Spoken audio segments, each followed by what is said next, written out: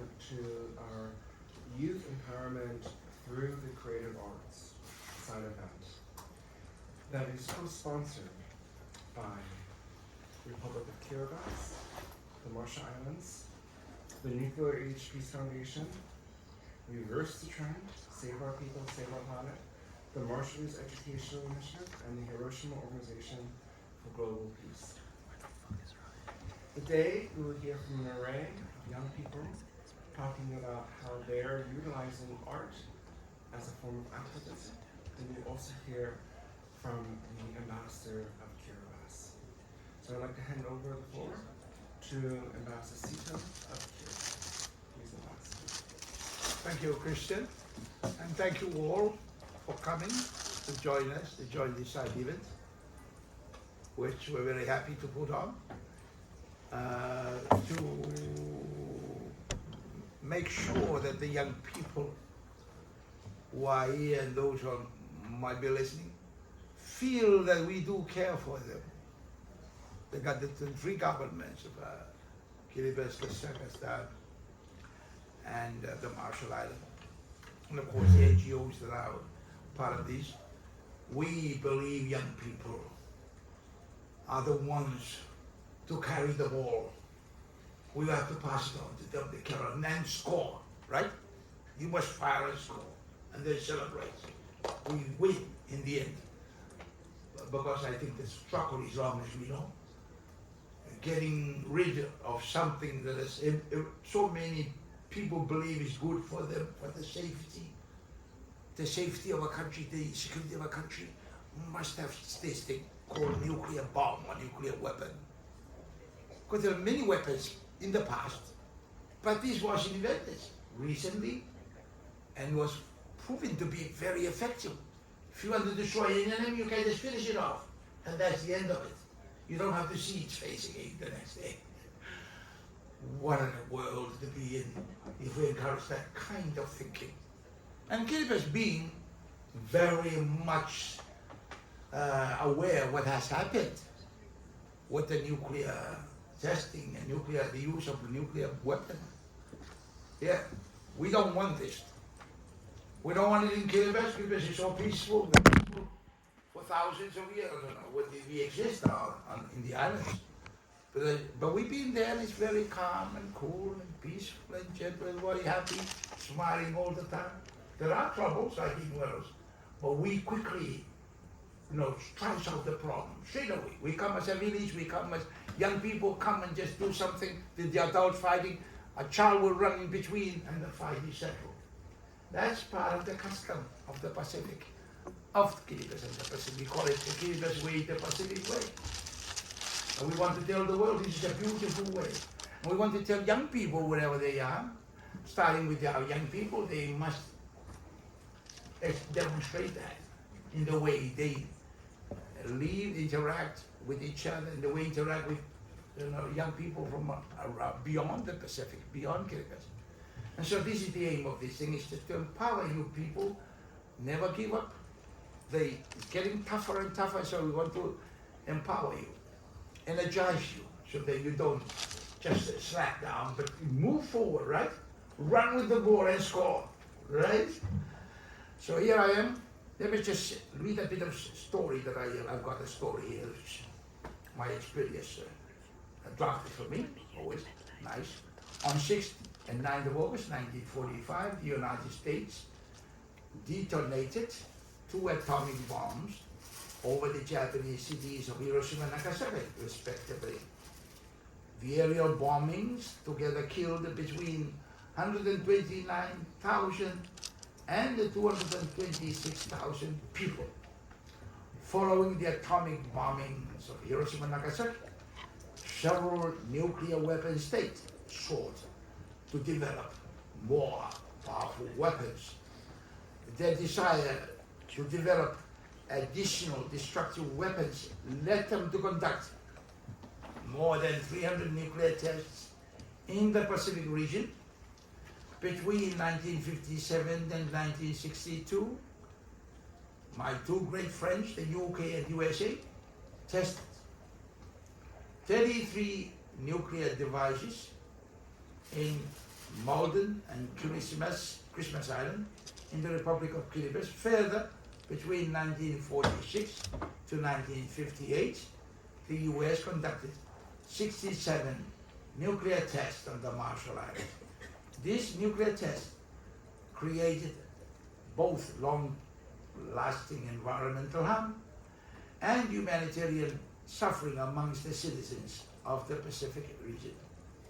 Many young people from impacted communities have a difficult time in discussing the humanitarian Recording in progress. and the environmental impacts of nuclear weapons. However, they are comfortable in expressing themselves through the creative arts, where they can convey their emotions, feelings, and images through paintings and poetry. As a result, we are convening this important side event. Thank you. And welcome. I hope you enjoy our side event. Thank you. Thank you so much, Ambassador, for those remarks. Next, we will hear from both Benetick Kabua-Maddison and Marcina Langrine of the Marshallese Educational Initiative. Benetick Kabua-Maddison is the Executive Director of MEI, a non-profit-based organization in Springdale, Arkansas, where the highest concentration of Marshallese reside in the continental United States. Born in Majuro Atoll, Maddison migrated to the Ozark Mountains of Arkansas with his family at the age of 6. His work in MEI includes leading efforts to raise awareness of the biological, ecological, and cultural consequences of the nuclear testing legacy on his homelands, as well as the impact of climate change. Benetick has spoken at conferences and events in the U.S. and internationally, including addressing the UN General Assembly in September of 2022. Benetick worked previously at the University of Arkansas for Medical Sciences as a community health advocate and remains active in addressing health disparities. He's also committed to raising Marshallese educational commitments. Marcina Langrine is the program manager and coordinator at MEI. In addition to assisting with administration and program formation, Marcina has developed training and workshops to raise awareness of violence against women and works with Marshallese youth to promote enrollment in higher education. She also assists with cultural programming and helps coordinate MEI's Marshallese Academic Center, which includes educating young people about the nuclear legacy and climate change. And I believe they have a PowerPoint as well, Mariko, so if we could show that, that'd be really great. And I would like to invite both Benetick and Marcina.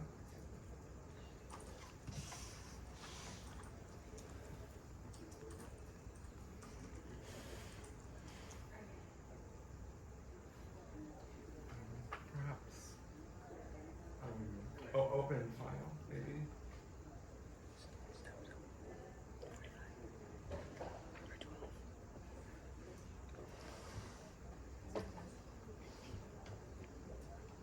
Thank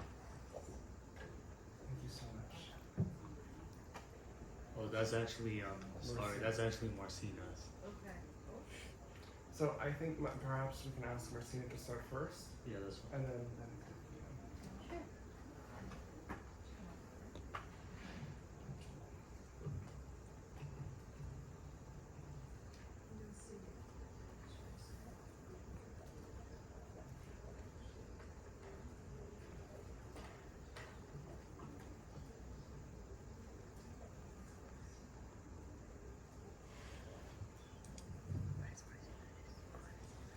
are we, is it working?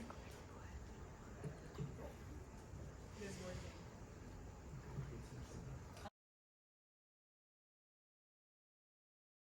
Hello everyone, again, my name is Marcina, and before I start this PowerPoint, I wanted to say a few words about why utilizing art as a medium is really important in youth empowerment. So, creativity has a universal language that crosses all borders.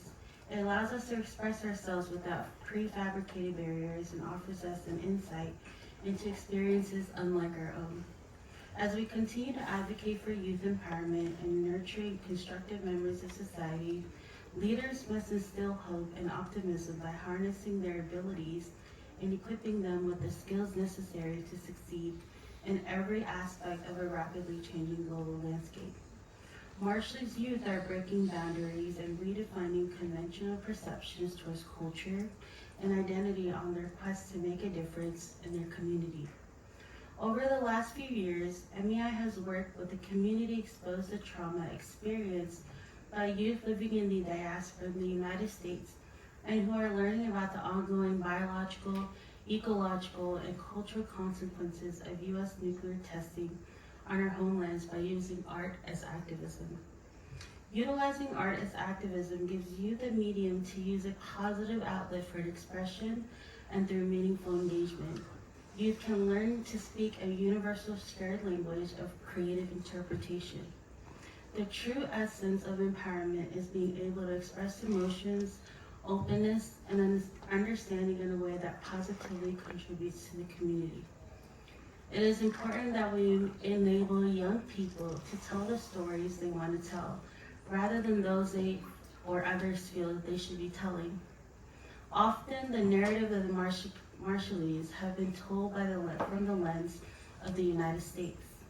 Today, the Marshallese people, especially the youth, have taken control of telling their own stories. Why should we continue to give youth the space and empower them through creative arts? So they can continue to raise awareness, especially given how youth don't necessarily know all the history, but art allows them to show how they feel. Marshallese youth are reversing the trend and engaging leaders and communities to act on the twin existential threats of nuclear testing and climate change. So I'm going to begin with my PowerPoint. Mine. And so today I'm going to be talking mainly about the different types of mediums that we use at arts activism. You can go to the next slide. The paintings that I'm going to be showing you today, these paintings were done by Marshallese youth in Springdale, Arkansas. Age ranges from high school to the college level. And these paintings basically represented how they viewed the Marshallese nuclear legacy from because most of them grew up in the diaspora, and so these paintings reflect that. Next slide, please. So the first one, this painting is called For the Good of Mankind. The meaning and painting of this illustration is mainly from the words for the good of mankind. The significance of it comes from the Bikini Chief Judah when he knew the word of mankind and that it was from the Bible. And so from that, the illustration, that's the next one, I'm so sorry.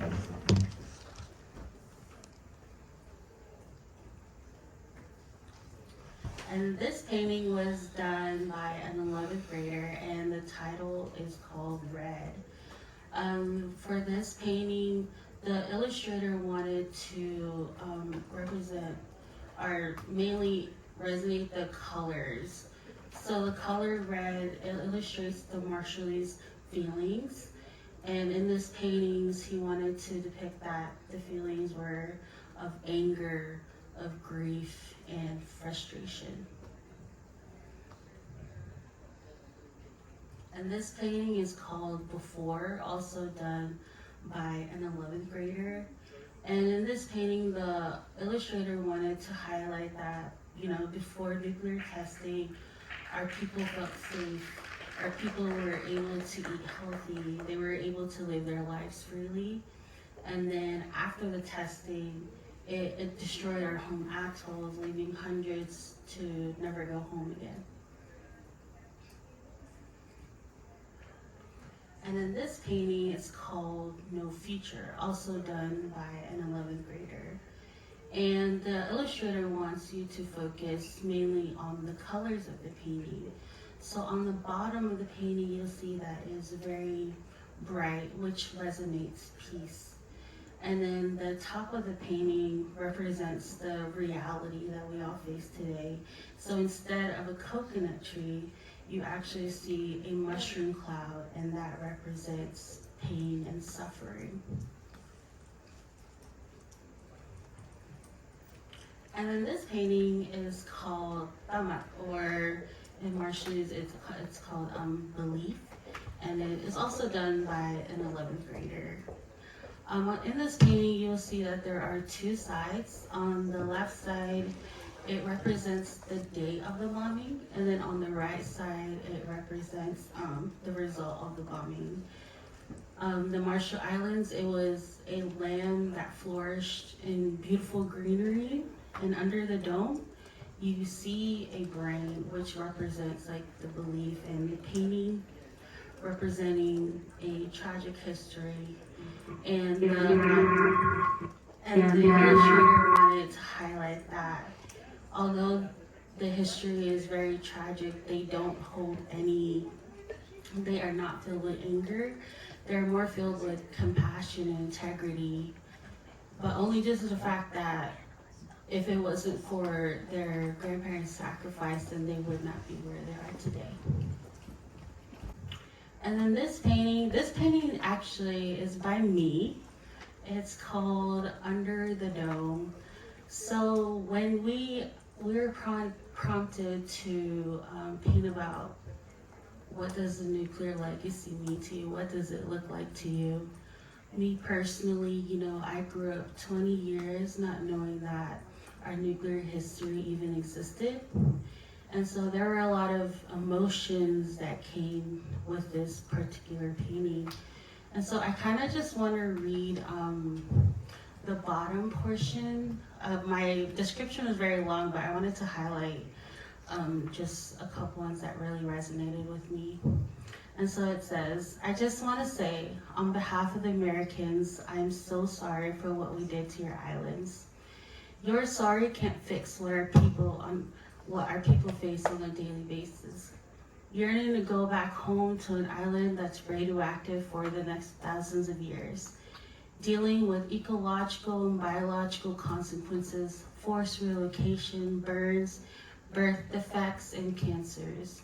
All while rising sea levels continue to endanger our coastal land homes. Enough is enough. We are strong, resilient. Our silence is no more.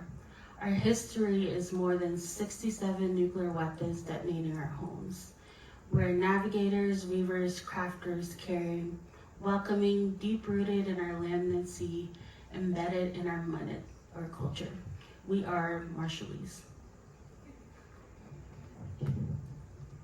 And then other mediums that the Marshallese, the youth use is poetry. And so we actually collaborated with Nuclear Age Peace Foundation, Bombshell Policy and Arts Collective, and Reverse the Trend on a poem that we did. It was a community poem done by 6 Marshallese youth, and it is called A Journey Home. And this poem, it was basically a reflection on what the many meanings of home meant to them. And then we can provide a link to that if you guys want to check that out. And then another way of using art as activism, we actually did a project called Songs Over Atolls with a local Marshallese band called Mark Harmony. And Mariko, if you want to go to the next slide. And so the basis of so basically the Marshallese youth, they worked with the elders in our communities.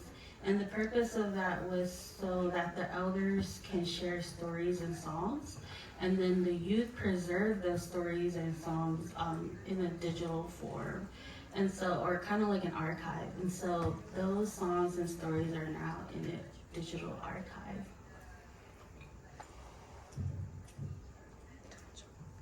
Thank you. And then lastly, youth also use music as another creative medium, and this song is called "We Will Survive."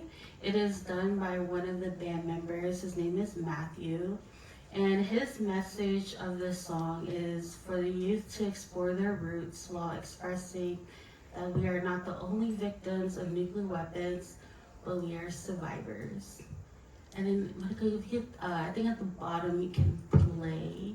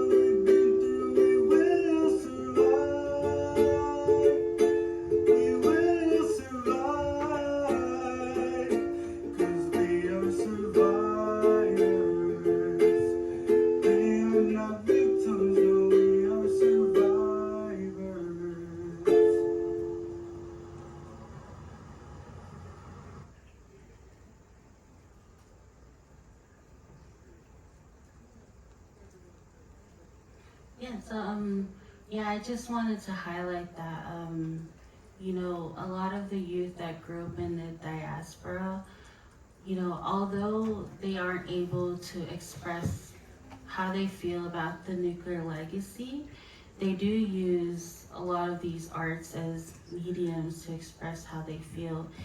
Even if they can't put it into words, you'll see them do it through music, through songs, through dancing, and a lot of them will do it through paintings. And so, thank you. That is all from me, and then I'll pass it on to Benetick.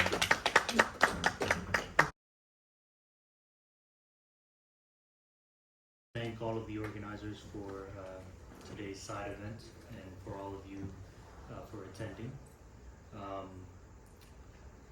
As our tech folks get our presentation up, my presentation will be an overview of the Marshall Islands nuclear legacy, as well as the climate crisis. So as many of you know, the involvement of Marshallese in raising awareness about the lasting impact of nuclear weapons testing is not a recent undertaking, but one that dates to the U.S. nuclear testing program in the Marshall Islands.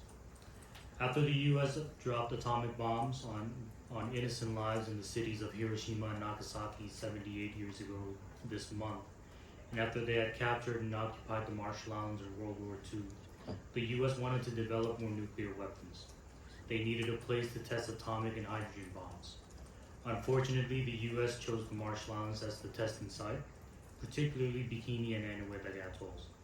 The decision to test nuclear weapons in the islands was already decided weeks before the U.S. Navy went to the people of Bikini to ask if they could use their homelands for nuclear testing for the good of mankind.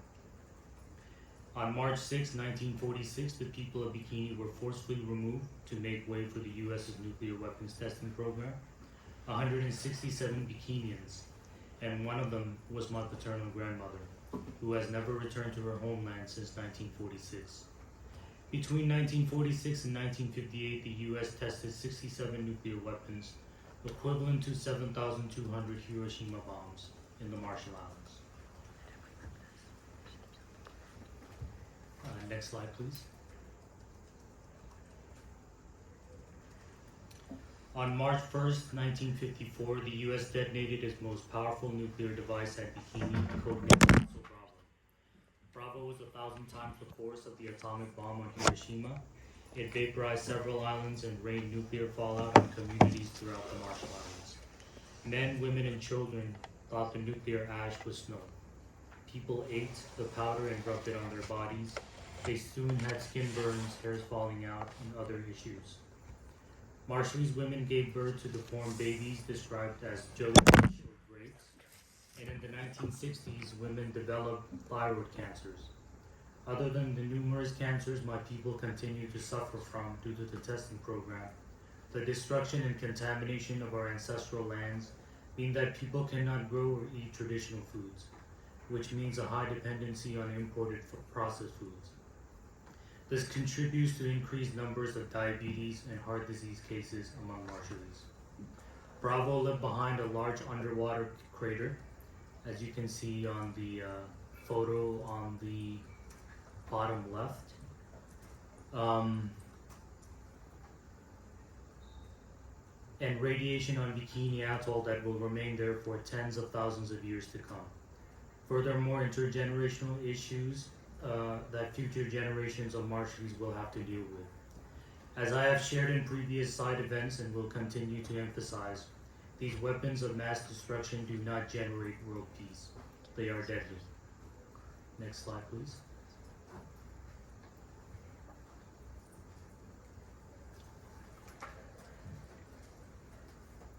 So the United States created a myth shortly after Bravo that only 4 atolls or areas in the Marshall Islands are nuclear affected. In the 1990s, the Clinton administration declassified documents about the U.S. nuclear testing program in the Marshalls, such as this document here.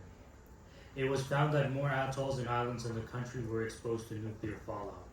All Marshallese are nuclear affected, but the U.S. refuses to acknowledge that, despite what their documents show. Next slide, please. These findings were used in the Marshall Islands Change Circumstances petition to the U.S. Congress in the early 2000s, which asked for additional nuclear compensation for victims' assistance and environmental remediation. The U.S. Congress rejected our petition.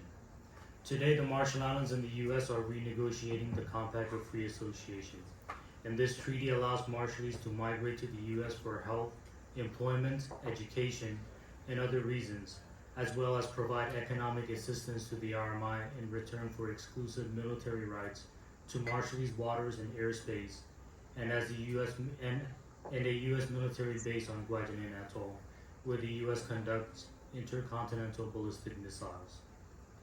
The Marshall Islands continues to demand from the U.S. a renewed compact that will fully and fairly address the nuclear legacy. Next slide, please. In 1980, the U.S. completed construction of the Rena Dome on Enewetak Atoll to store nuclear waste from the nuclear test detonated on the atoll. There is no lining underneath the structure to contain the 3.1 million cubic feet of nuclear debris. The dome is aging and reaching into the ocean and onto the land. Furthermore, there is the threat of rising sea levels and climate change. In other words, the climate crisis will worsen the nuclear-related issues impacting the Marshall Islands. Next slide. The United Nations did not fully understand the gravity of its decision at the time, but it made grave errors in allowing testing to commence and proceed over the formal objection of Marshallese in our petitions in 1954 and 1956. At that time, Marshallese were not passive victims, but sought the role of active agents in our own future. Throughout the decades, Marshallese voices and the voices of other nuclear-affected peoples have continually raised the alarm and attention to wrongs that need to be righted. For the Marshall Islands, nuclear weapons testing produced a complex legacy. Over the subsequent decades, many Marshallese communities wrestled with and negotiated how to clean up, determine what was safe, deal with losses, and determine how they would be addressed. And today we are still dealing with the ongoing biological, ecological, and cultural consequences of nuclear testing. In 2012, the United Nations Special Rapporteur, an independent investigator for human rights and hazardous waste, visited the Marshall Islands and produced findings that urge action from the US and the international community, including the UN, to help.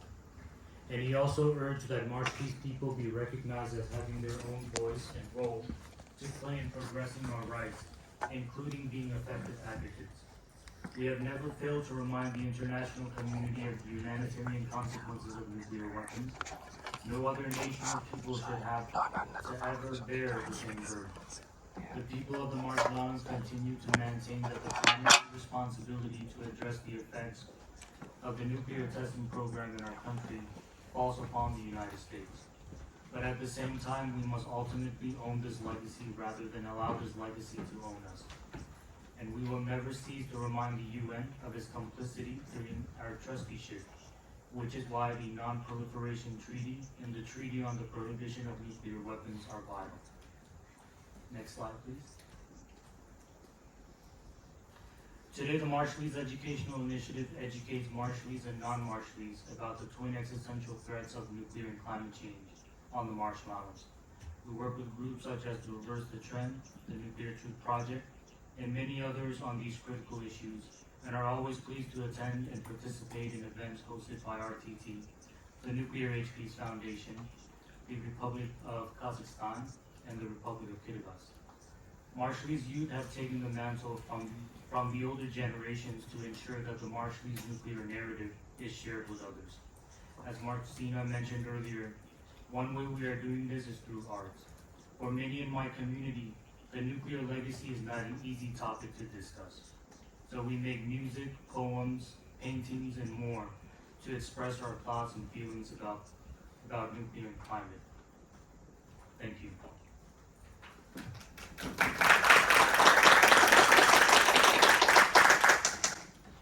Thank you so much, Benetick, for your presentation.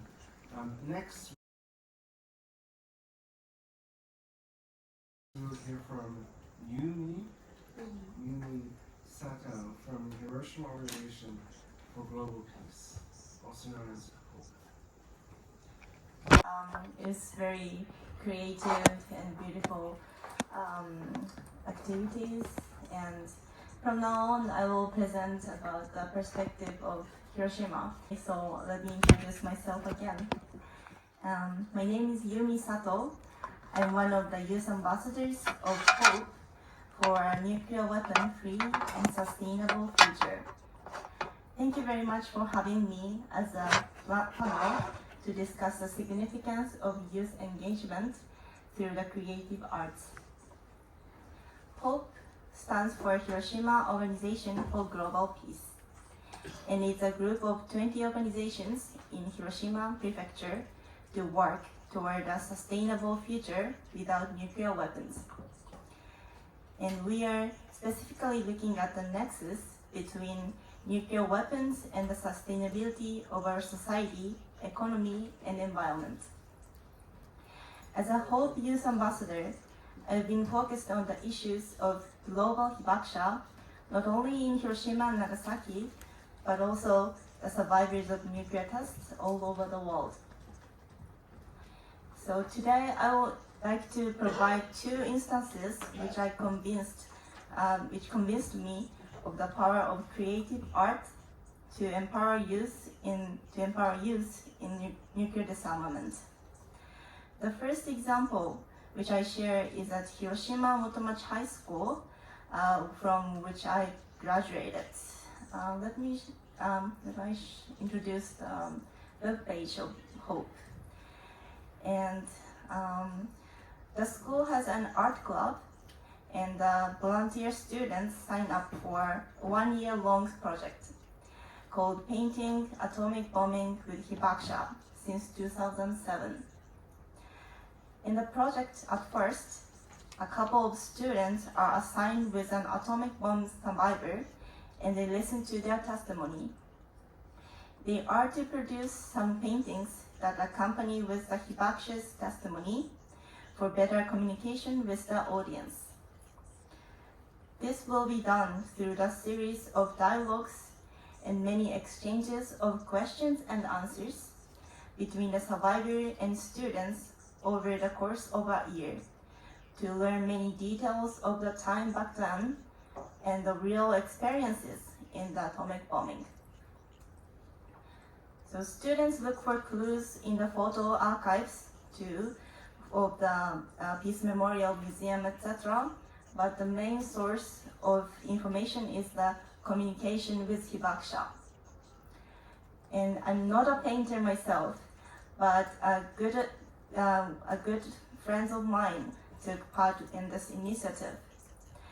She told me it was hard to imagine their individual experiences as she painted, feeling painful to think in their shoes, imagining what if with herself and her family and friends.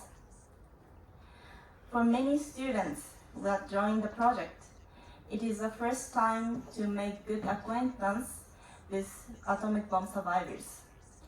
They work together for a year and build trust in sharing and facing the vivid memory of nuclear catastrophe. And I joined this project as a presenter to the ambassadors visiting Hiroshima.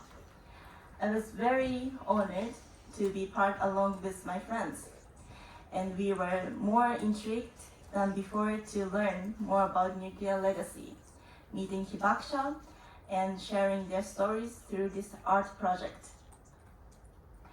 This creative power of art is very inviting to us, young generation. And art allows us to unlock many barriers to encounter many others and different perspectives.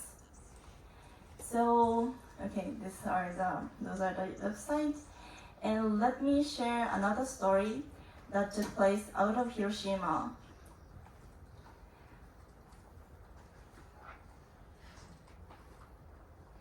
So until last week, I was an exchange student in Berlin for a year.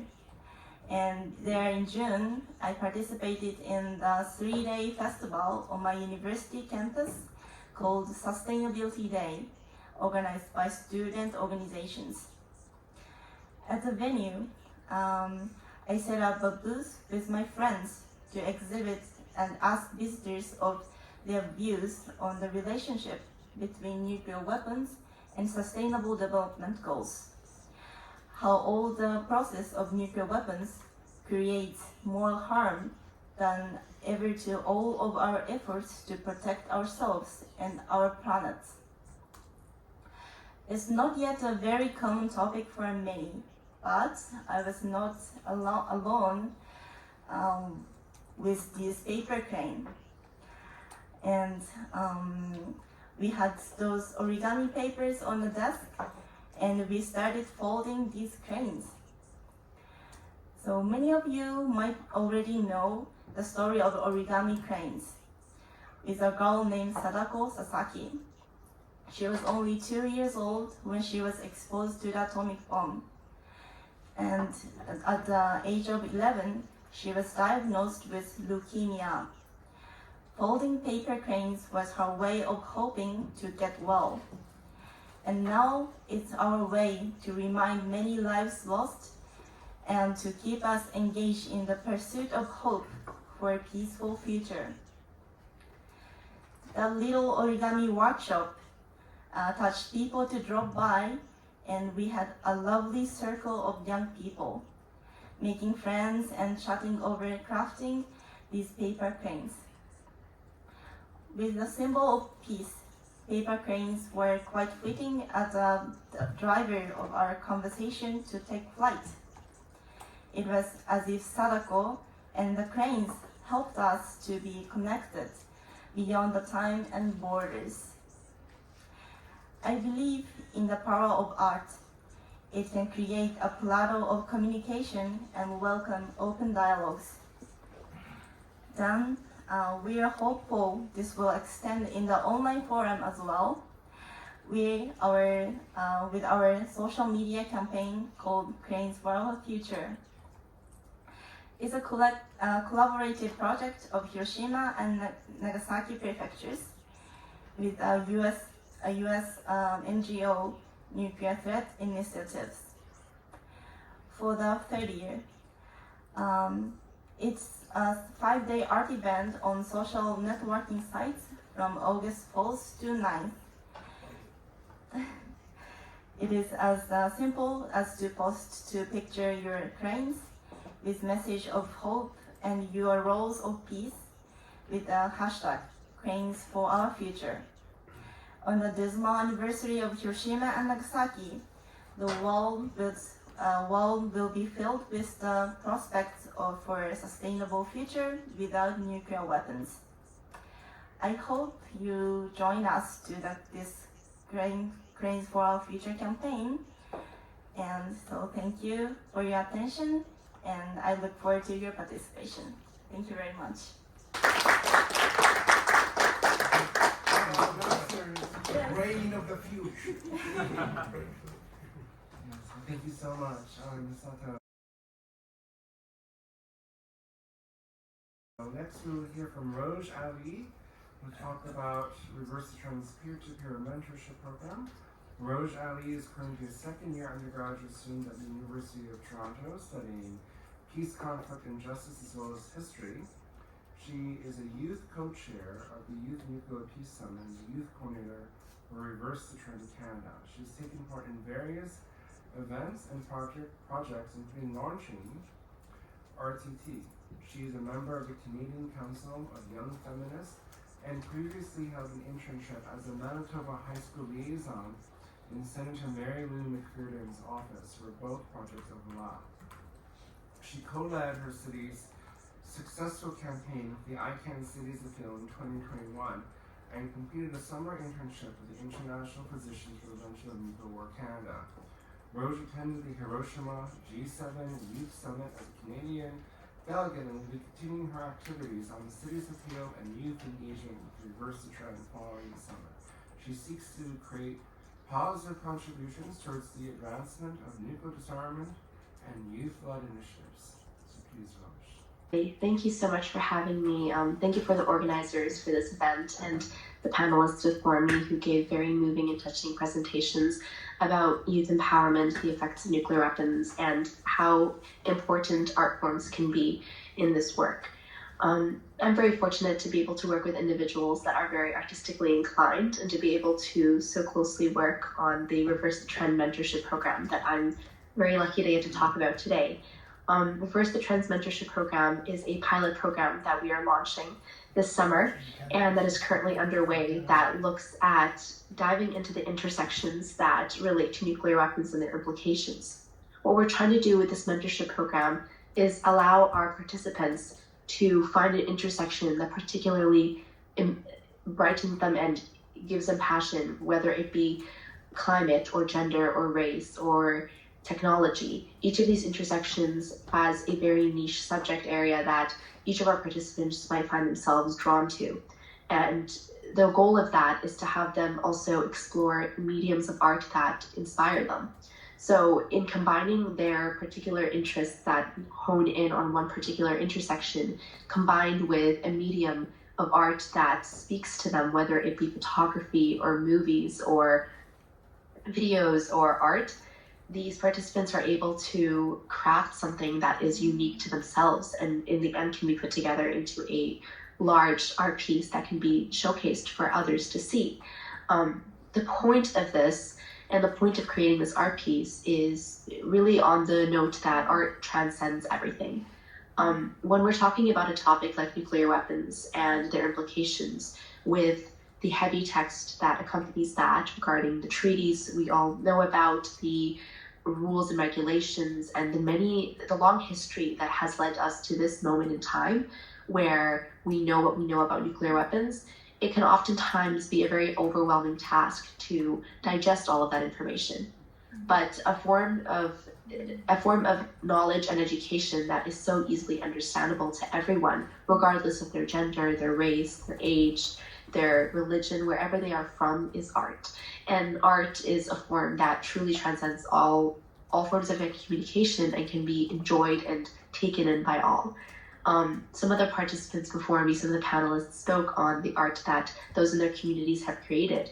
And a very common theme that I had seen was how this art, unlike many other things, is forever memorialized in history.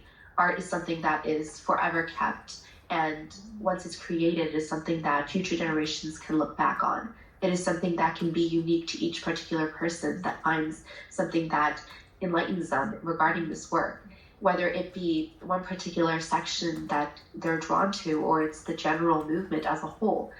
Either way, when we encourage them to really focus in on individual intersections, it makes it personal to them. And with a topic that is so often far removed from people's lives these days, it can be very impersonal. For myself, something that inspired me to be so deeply connected to this work was a short film I watched in 2019 when I first got introduced to this work at the Youth Nuclear Peace Summit.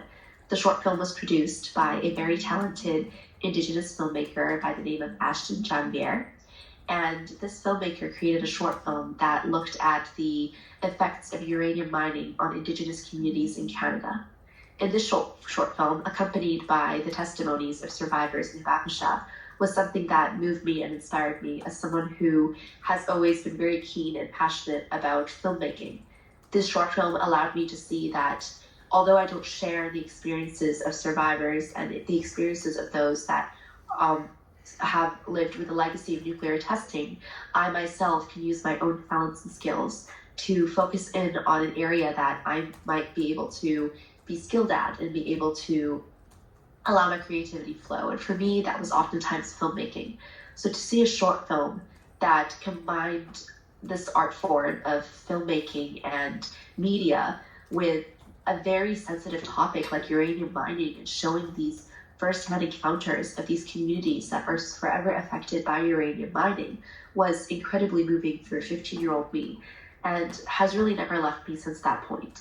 And since that time, I have been very fortunate to watch as many other young people have gotten opportunities to explore other art forms that inspire them. Reverse the Trend has a docuseries that is currently underway, and I have been fortunate to participate in it, allowing me to explore short story writing.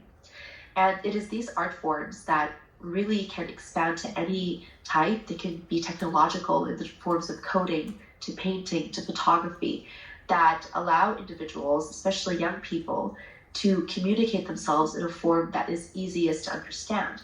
Whether they might not understand the text or the literal meanings of things, and sometimes there might be difficulty in grasping the difficult concepts around nuclear weapons and their implications and the various treaties that we have to allow ourselves to be accustomed to and understand. Sometimes that terminology is difficult to describe. But something that is so easily understood is art, and that is something that requires no prior knowledge. A painting says so much about someone's experience, and a photograph tells you such a wide story that truly captures a moment in history that we look back on today, that tells us what happened and that tells us which communities were affected. So it truly goes beyond anything we can use, and I very firmly believe that art can be used as a tool and that can further any movement and message we are trying to push forward. Seeing the paper cranes is something that I also partook in when I was in the 7th grade, where we made paper cranes and we read the story about Sadako. It was maybe my first encounter with nuclear weapons, but it was something that I forever held on to, and I still know how to make paper cranes today. It was an art form that made sense to me as a 7th grader, and something that I was able to internalize in a way that both allowed me to mix the lessons I was learning about nuclear weapons and their effects with an art form that anytime I would make a paper crane, I would think of the story of Sadako. And that is the power of art, is that it reminds you of the initial message, and it carries that message onwards for all time. And Reverse the Trend is an organization that is really working on making that point even greater in the mentorship program that we are currently leading. in having participants take whatever art form they're passionate about and really hone in on them.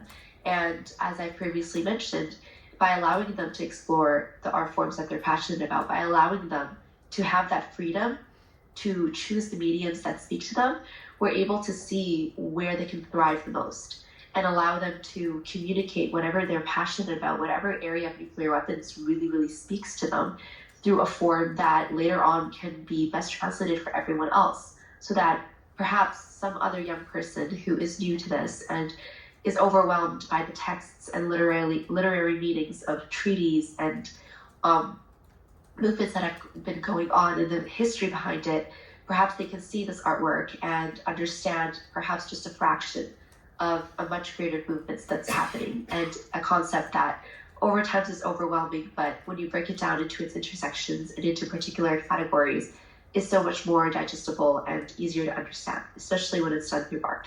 So I've been very fortunate to be exposed to this work in an artistic form from a very young age, and for me it was impactful and it did the job.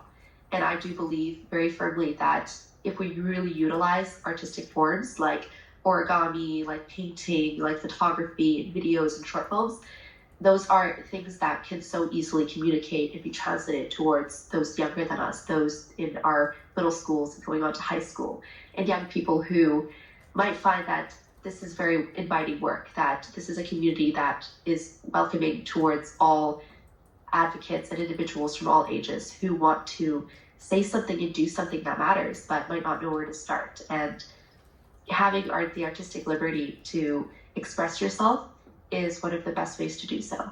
So I've been very fortunate to have that opportunity, and that's something that, alongside working with Reverse the Trend and with many of the different partner organizations we have and some of the panelists here that I have spoken to in the past, we all very much work together in that aspect, and it's something that we're all working to push even further, is having the creative arts take the lead in this and be a new language of its own that everyone can understand.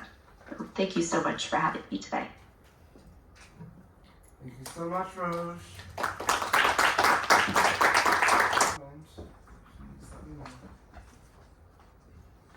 Yes, please.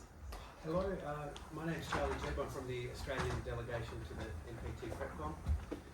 Thank you for the fantastic presentations, everybody. It's a real reminder of why we're doing what we're doing when we're in the room, and I think in the sort of cut and thrust of diplomacy, you can kind of sometimes forget the fundamental reason that you're trying to get to the end point.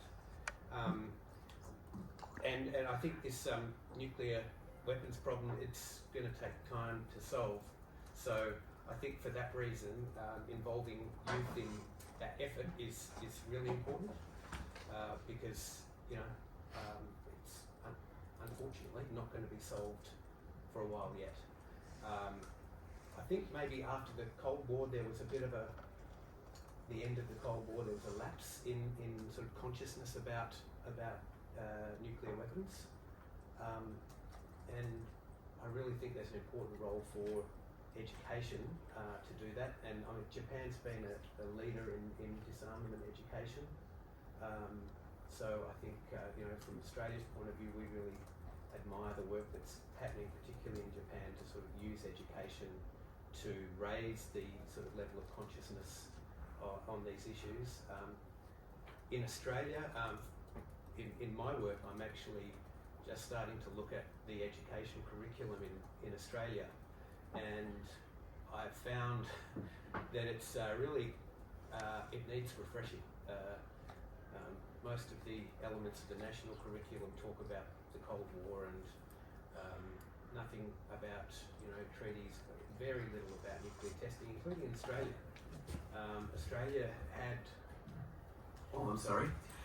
had 12 full detonations under the British nuclear testing in Australia between 52 and 63, as well as a lot of minor, they called them minor trials, but they were in some cases even more damaging because of the material that was left. And I think, Australia has been, fortunate, and I mean, the Australian government has recognised the impact of this testing is disproportionate for our First Nations peoples in Australia and in the Pacific. That's something that our minister said, I think, just at the review conference last year, and I think, Ambassador, you were there for that. But I think there is more room, including to sort of use arts to sort of bring about some results. And I mean, in Australia, we're lucky to have gone through a process of sort of reconciliation and remediation. The sites have been cleaned up. There was a push. There was a royal commission held into the nuclear testing in Australia, and that resulted in British compensation to the victims, and also a full-scale cleanup. But that's not widely known, I think, for us in Australia. So it's really admirable that the work that you guys are doing to sort of bring up the sort of level of awareness of that. And I've got a question in terms of the education piece. How well do you guys in Marshalls and potentially in other parts of the world feel that the education curriculum does actually support a greater understanding about these issues, and what more can be done, including through using the arts? Benetick, please. Yeah, so in the case of the Marshall Islands, they've established the Marshall Islands National Nuclear Commission a few years ago, and this commission was charged with creating a education curriculum that would also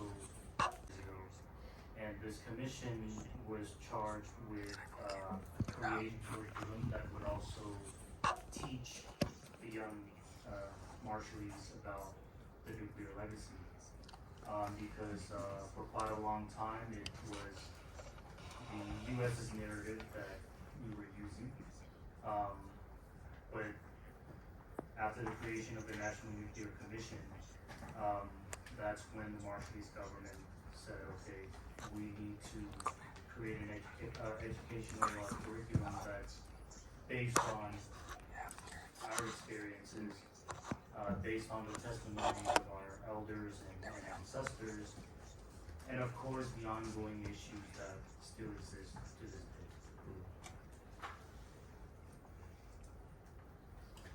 Thank you, Benetick. Someone would like to comment? If I can go, Mr. President. Thank you so much for your very positive and encouraging comments and sharing what's happening in Australia.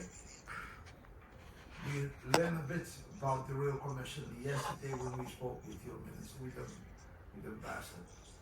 And of course, very encouraging to know that we're kind of coming together and supporting each other to move these things forward. Because as you stated, not many people know. In Kiribati, of course, not many people were outside Christmas. I didn't know about the impact of the testing on Christmas.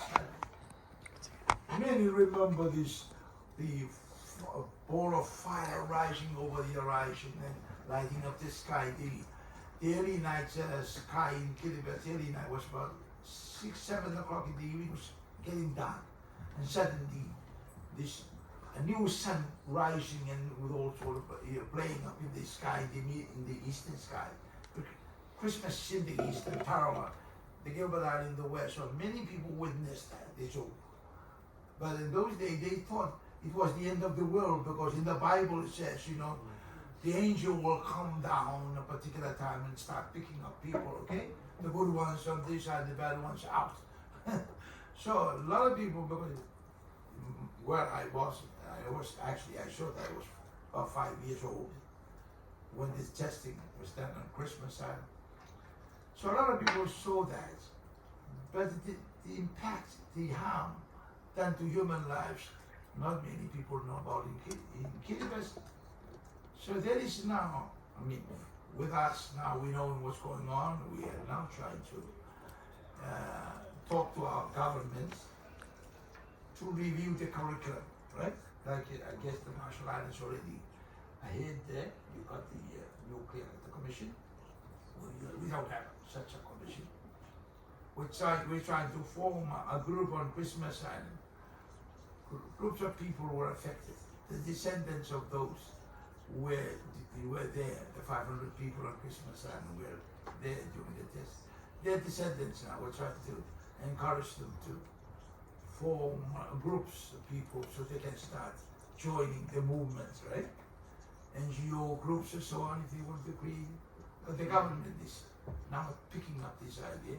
So we might be there soon. We might create a curriculum. But the curriculum is under review, funded by Australia, of course, you're extreme government, so we have to tell people that they've got to introduce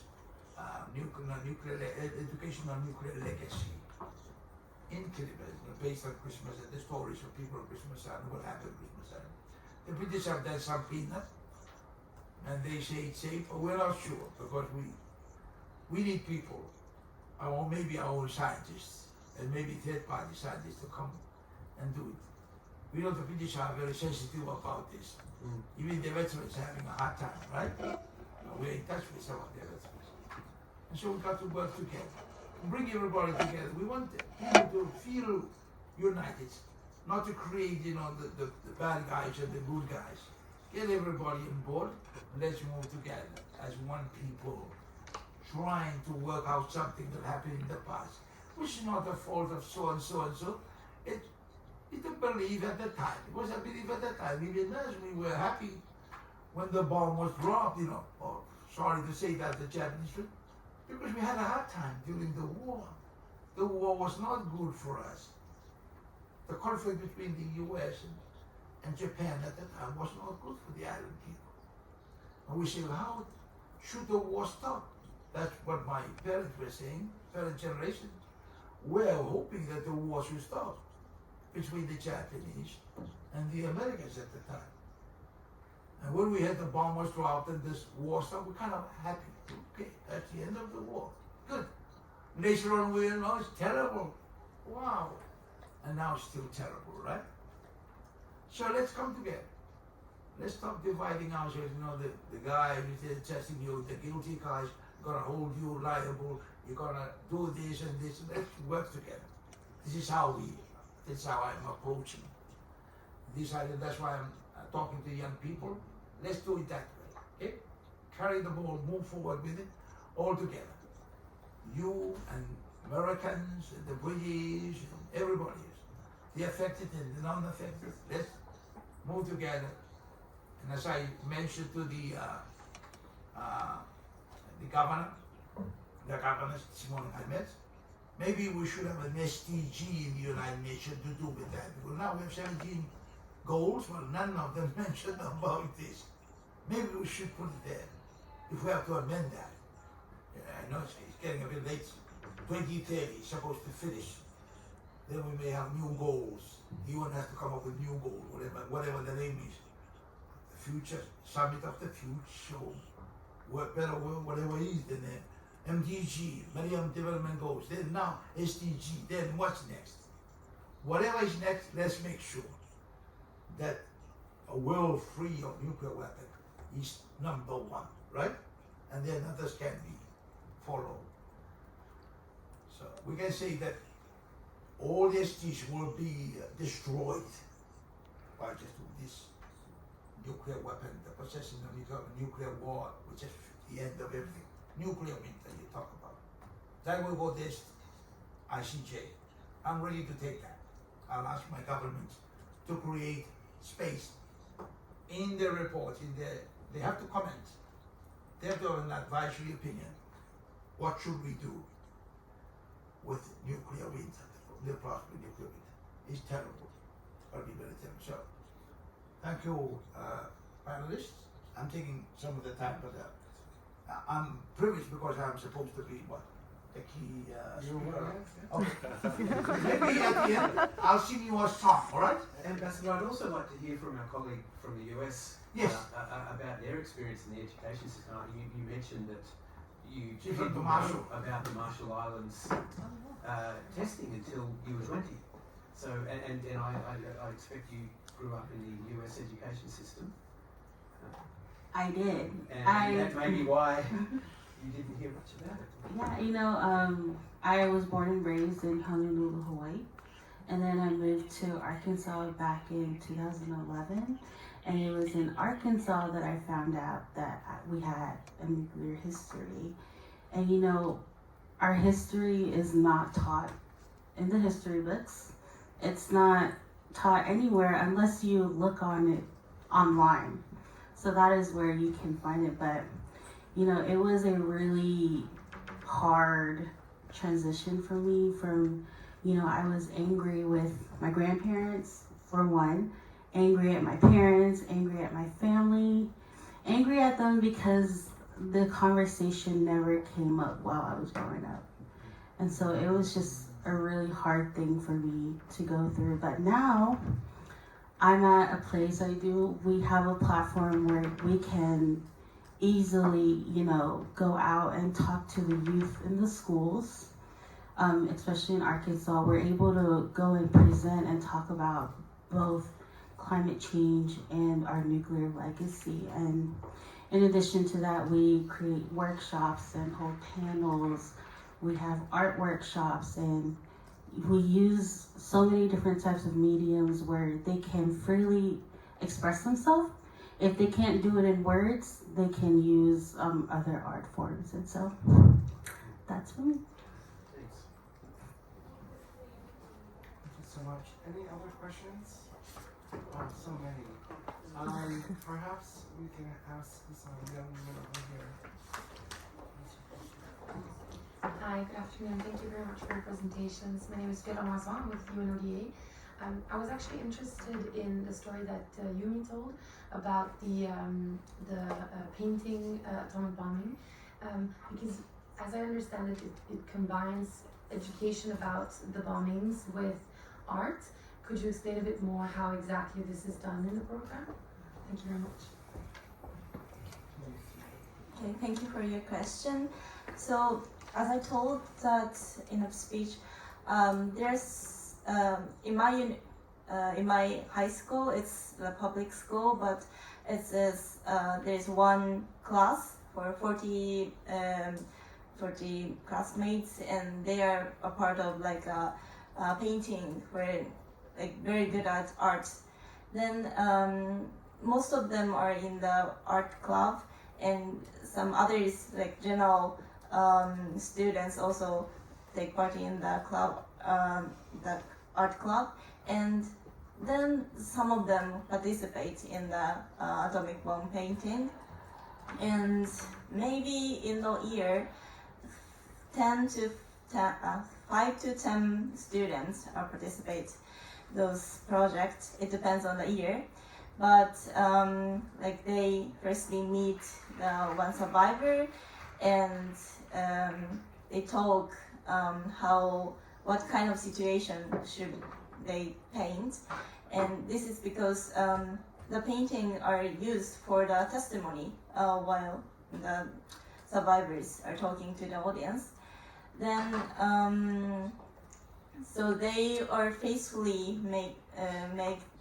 create those paintings with taking 1 year, very long time, or 1 year long. So and at the end, they those paintings are used for testimony, and also like as a perspective of education, because it takes long time and really long, or a lot of conversation, dialogues. So students who participate in this project can learn much information about the atomic bombing in Hiroshima, and some of them has the ancestors, like most of them are grandfather or grandparents generation, those are the survivors, but some students doesn't have any relatives to the as an atomic bomb survivor, but those students can also learn the history and what kind of experience the survivor had and what kind of feeling that they have, and then they express instead of the survivors. So it's very good educational meaning there is, I guess. Thank you.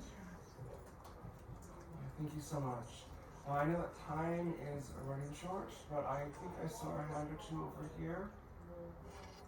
Before, we could. take the younger people first. Okay, I will. So, please, there's this young person in the back, if you could ask a question.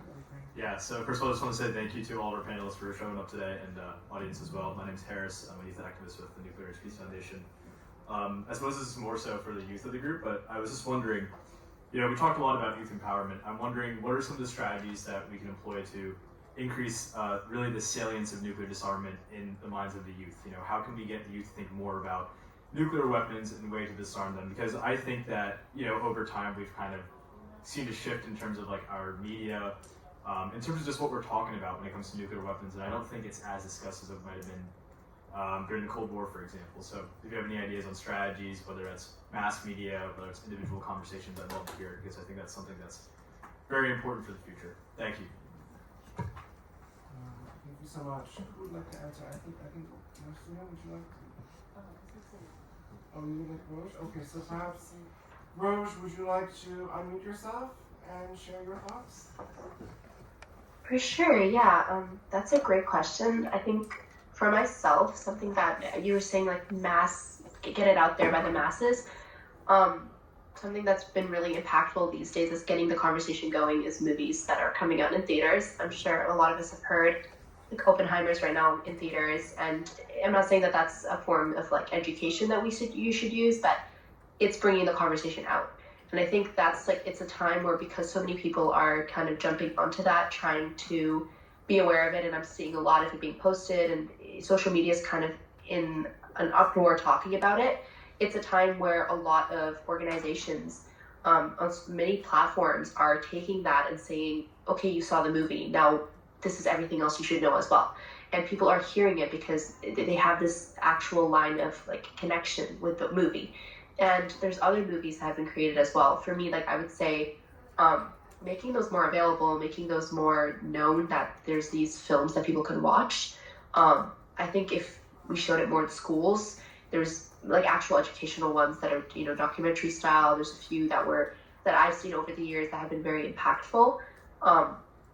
Just the moment that gets the conversation going, it gets people thinking that this is still a present day threat. It gets that thought going, because most people's stances on nuclear weapons are basically formed not based off research or data or any kind of analysis. It's oftentimes because of kind of word of mouth. Somebody has a general opinion and everyone else follows in suit.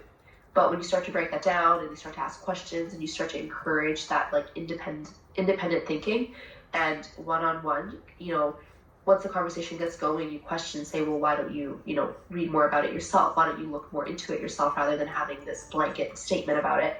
I think people kind of start to figure it out on their own. And right now we're seeing a lot of that happen with the media being very much, it's present right now in the media. And we're at this point where it's being talked about in such a grand scale that every young person I know is talking about it now, because of these movies, because of these films, because of all these people that it's like that time. Thank you so much, Rooj. Benetick, Marcina, would you like to comment? Do you have a few seconds? Sure. Is it on? Yeah, I'm Vandela from International Physician for Prevention of Nuclear War, Sweden. And I connect to this because when I'm out speaking about nuclear weapons, hardly anyone knows that it didn't end with Nagasaki. People think that after Hiroshima and Nagasaki, no one has like died or from nuclear weapons. And specifically, what is not known is that it's within the nuclear powers themselves and their allies. That's where the victims are. It's their own populations, but preferably as far as possible from the capital and some indigenous people somewhere. People don't know this. So I think any effort that will make this more known, and it's also strong arguments within the countries that possess nuclear weapons. It's your own people, your own citizens have suffered and are still suffering. So any means, it's been great to listen to this, but as you said, like film, any arts, we should use that and use now the momentum that the film is giving up. Like I've heard many say now, this is how it started. Okay, we now have to decide how it's going to end, and we have to use this opportunity now, but because there's a lot of interest and people do not know that the suffering goes on, and it's your own citizens that are suffering. Thank you so much for your intervention. I know on that note, I know that time is very short, so I would like to conclude and thank everyone for coming. And I hopefully you should check out our exhibit upstairs that feature many paintings by young people, as well as a PowerPoint slide regarding the activism. Thank you all.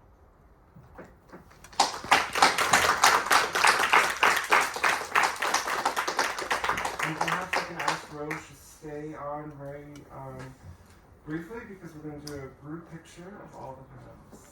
Thank you all. You guys want to come over here? Yeah, you should stand by the... Yeah, so we're panelists, so all of us. So we should stand over there. Next to Rooj. Yeah, just you. My picture was yesterday. No. We have too many pictures. It's important. It's very important.